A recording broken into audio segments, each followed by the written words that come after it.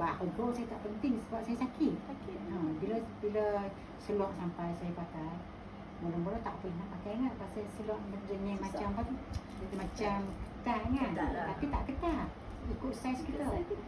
Tu bila lama-lama saya pakai, kalau saya semayang duduk, boleh saya semayang macam biasa lah.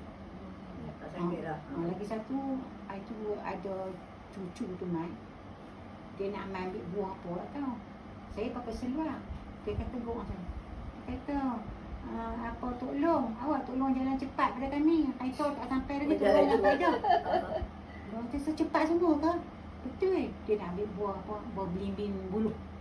Saya kena cepat lah, saya nak terkutip. Tapi dia pun nak balik kan. Dia tegur saya. Cepat juga.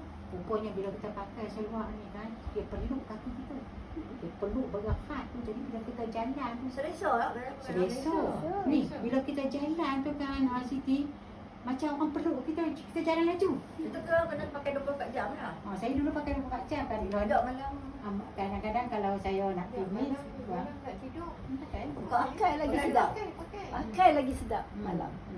Lepas tu mula dengan semayang duduk, boleh semayang macam biasa, tak boleh bersila, tak boleh bersimpuh. Saya semua boleh buat lah.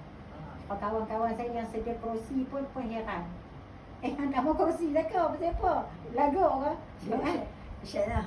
Kerusi pergi online lah kata. Cik. Saya duduk pergi mati tu, saya duduk atas kerusi. Lepas tu lah ni, kerusi berterahat kan. Saya pergi orang yang ada peluang lah. Orang ramai kat mati tu.